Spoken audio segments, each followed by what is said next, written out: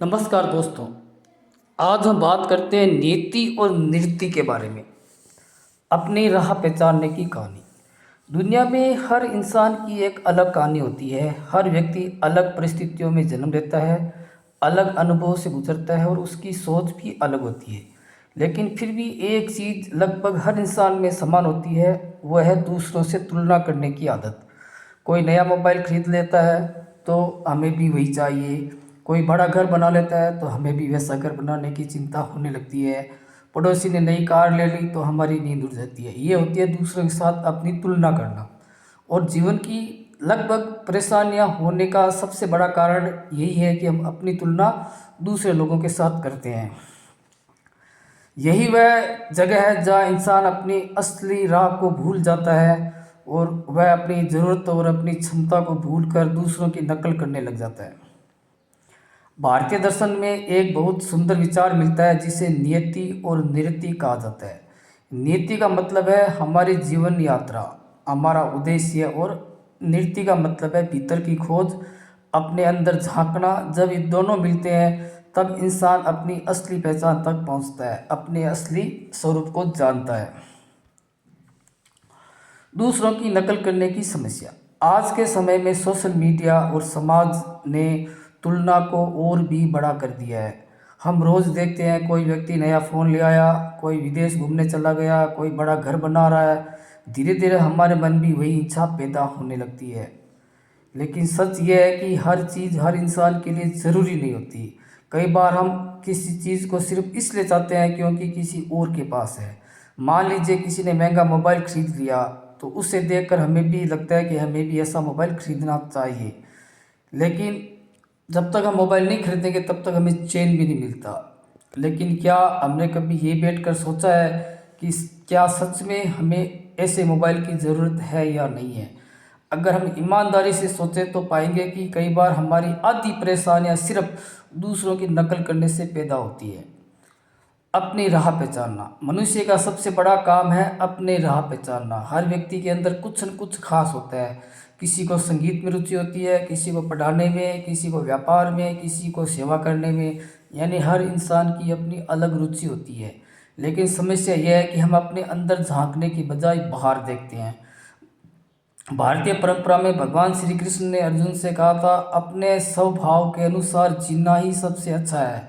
दूसरों का काम करने की कोशिश करना हमेशा डर और परेशानी पैदा करता है। यानी हम दूसरों की नकल से काम करेंगे तो उसका रिजल्ट अच्छा नहीं आएगा। हम अपने स्वभाव के अनुसार जो भी काम करेंगे उसका ही एक अच्छा रिजल्ट आएगा। इसका सीधा मतलब है कि हर व्यक्ति को अपने स्वभाव और अपनी क्षमता के अनुसार जीवन जीना चाहिए। एक साधारण उदाहरण, मान लीजिए एक आदमी को खेती करना बहुत अच्छा लगता है। वह खेत में काम करता है, पौधों को उगाता है, देखता है, उसे उस काम में खुशी मिलती है। लेकिन अगर वह अपने पड़ोसी को शहर में व्यापार करते हुए देखकर सोचने लगे कि मुझे भी व्यापार ही करना चाहिए, तो हो सकता है कि वह न तो खेती में खुश रहे और न ही व्यापार में सफल हो पाए, क्योंकि उसने अपने स्वभाव के खिलाफ जाकर निर्णय लिया। अगर उस वह व्यक्ति खेती में खुश है, खेती करने में उसको मतलब अच्छा लग रहा है, तो वह दूसरों की नकल से अगर व्यापार करने लग जाएगा तो न तो व्यापार ठीक से कर पाएगा, ना खेती ठीक से कर पाएगा। वो दोनों जगह से ही निराश हो जाएगा। इसलिए अपने स्वभाव के अनुसार ही काम करना चाहिए, उसमें जीवन का आनंद छिपा हुआ है। हर इंसान के भीतर एक बीज छुपा होता है, वह बीज उसकी प्रतिभा का होता है। अगर उस बीज को सही माहौल में मेहनत मिल जाए तो वह एक सुंदर पेड़ बन सकता है। लेकिन अगर वह लगातार दूसरों की नकल करते रहते हैं तो बीज कभी भी अंकुरित ही नहीं हो पाएगा। अगर आप अपनी तुलना किसी और के साथ करोगे या किसी और की तुलना अपने साथ करोगे तो आप अपने भीतर प्रतिभा रूपी बीज को कभी भी अंकुरित नहीं कर सकते।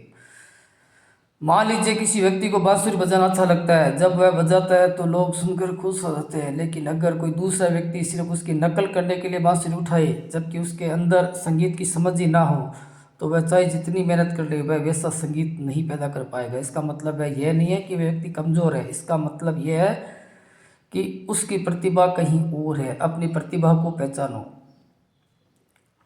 हम मंदिर में भगवान को फूल चढ़ाते हैं, लेकिन शायद ही कभी हमने ये सोचा है कि फूल चढ़ाने का असली मतलब क्या है। फूल तब तक भगवान के चरणों में चढ़ाने योग्य नहीं होता जब तक वह पूरी तरह खिल न जाए। कली को तोड़कर चढ़ाने का कोई अर्थ नहीं है। इसी तरह इंसान भी जब तक अपने जीवन का असली उद्देश्य पूरा नहीं कर सकता, जब तक वह अपनी पूरी क्षमता से ना खिल सके, जब हम अपनी प्रतिभा को पहचान कर उसे विकसित करते हैं, तब हम एक खिलते हुए फूल की तरह बन जाते हैं। इसलिए अपने भीतर की प्रतिभा को जानो। आप क्या अच्छे वक्ता हो, क्या आप अच्छे गायकार हो, क्या आप अच्छे नृत्य कर सकते हो, यानी जिस कला को आपके अंदर भीतर छिपी हुई है उस कला को पहचानना ही आपका स्वधर्म है। काम छोटा या बड़ा नहीं होता। समाज में अक्सर काम को छोटा या बड़ा माना जाता है। कोई डॉक्टर है, कोई मजदूर है, कोई किसान है, कोई व्यापारी है, कोई मोची है, कोई दर्जी है। लेकिन असली सवाल यह नहीं है कि काम क्या है, असली सवाल यह है कि काम कैसे किया जा रहा है। अब्राहम लिंकन की एक प्रसिद्ध घटना है। जब वे अमेरिका के राष्ट्रपति बने तो एक व्यक्ति ने उनका मजाक उड़ाने की कोशिश करी और उसने कहा कि तुम्हारे पिता तो हमारे यहाँ जूते बनाने का काम करते थे। यह सुनकर लिंकन ने बहुत ही शांति से जवाब दिया कि अरे मुझे मेरे पिता पे गर्व है। मेरे पिता जूते बनाने की कला में इतने कुशल थे कि शायद मैं उतना अच्छा राष्ट्रपति भी ना बन सकूं। क्योंकि इस जवाब ने सभी लोगों को चुप कर दिया। इस घटना से हमें ये शिक्षा मिलती है कि कोई भी काम छोटा बड़ा नहीं होता। अगर हम किसी भी काम को पूरी ईमानदारी और लगन से करते हैं तो वही काम महान बन जाता है। तुलना का जाल। तुलना इंसान को अंदर से कमज़ोर बना देती है। जब हम दूसरों से अपनी तुलना करते हैं तो हम हमेशा लगता है कि हम पीछे रह गए।